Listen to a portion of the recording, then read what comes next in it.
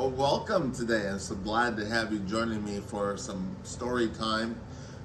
Over the last several weeks, I've been reading you stories about the earth and God's creation of the earth and our care for it.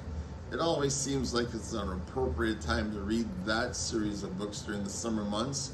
And of course, we are mid-July, and so I'm going to continue that line of stories. But this time, it's not about the earth as much as it's about the ocean. And our story today is simply called Our Ocean Home, and it's by Robert Nelson, with great graphics and great pictures. Before I even start reading the book, I'm going to show you this amazing picture in the front cover. If you can tell, there's a city in the background with hills, but this is under the water. And here's orca whales and blue whales and seals and all kinds of fish. I think this is pretty much an amazing picture. I love it. That's even before we start our story. So let's see what our story about our ocean home may be about today.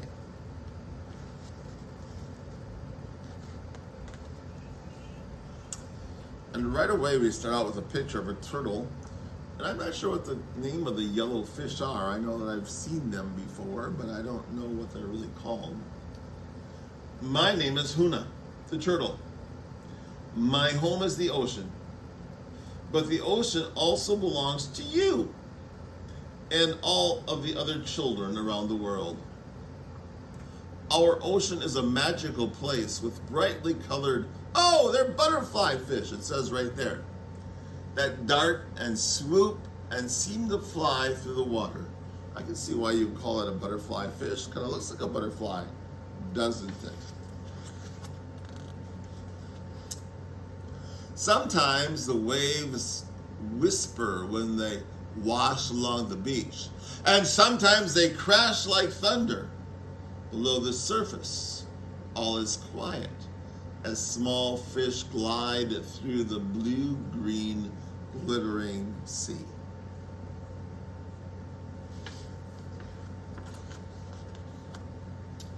Mother monk seal teaches her pups how to find food, and friendly stingrays spread their wings like fins.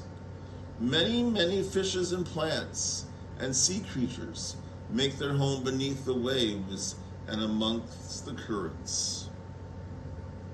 And I love this picture too. Look at, here's the sun. I don't know if it's sunrise or sunset, but here's the sun with a dolphin splashing out of the water. That's a very cool picture, don't you think?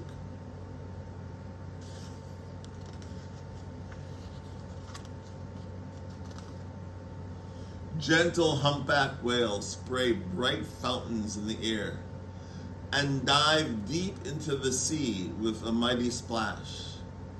They sing mysterious, enchanted songs, and it is a wonder to watch them pass. Here we have another great sunrise or sunset. I guess it's probably a sunset, and a big whale jumping out of the water.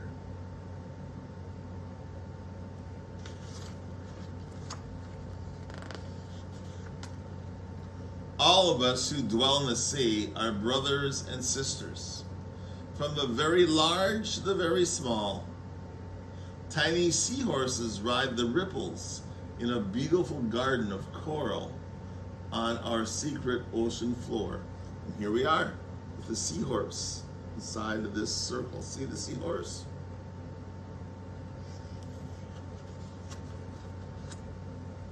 Wow, this picture looks like it's probably Hawaii.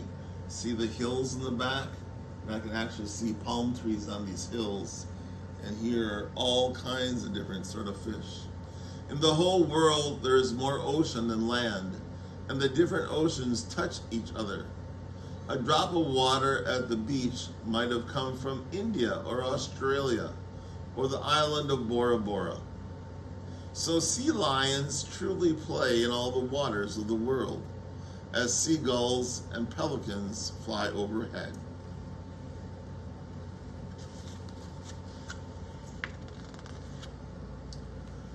I've lived a long life, but our ocean home has become smaller over the years.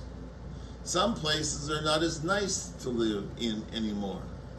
The sea is fragile, and our ocean family needs your help to keep it clean and safe. Here we have the turtle swimming, and there's an island again with palm trees. The spotted dolphins need sparkling water to play like joyful children, leaping in the waves. And the sun reflects off their skin like hundreds of tiny rainbows.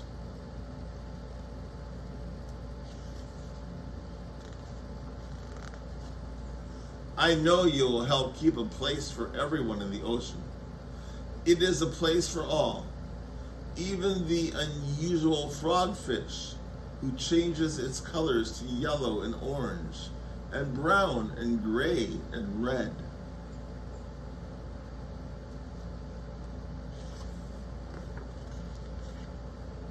Oh, look at here. Is that a great picture? The sea is the home for creatures with scales and smooth skin or even fur. Sea otters, here's a sea otter holding her baby, look at that. Sea otters float on top of the water instead of living beneath the water. The ocean must be healthy for them too.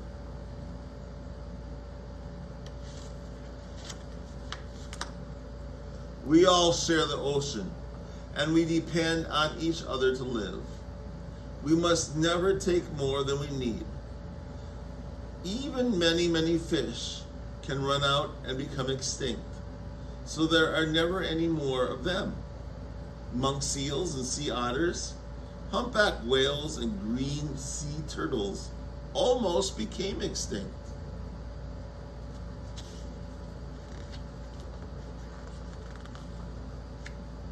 Look at this beautiful picture of the waterfalls coming down and palm trees. I really bet you that's Hawaii. Rain falling on the land goes back to the ocean. Streams and rivers and waterfalls flow to the sea. All my family of ocean creatures need clean, fresh water so their food will grow and they won't become sick and new babies can be born.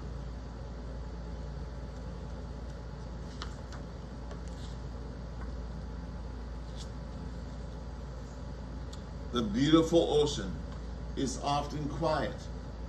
Starfish and striped shells rest on the sand. Each day begins with sunrise glowing golden of the sea.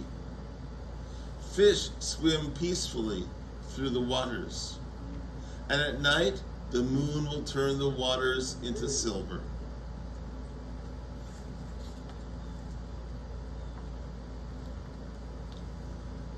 And as the day ends with sunset over the ocean, families search for food. The sky and the clouds turn red and gold and pink and purple, and the deepest shades of blue. Boy, is this great picture of a sunset with the whales underneath.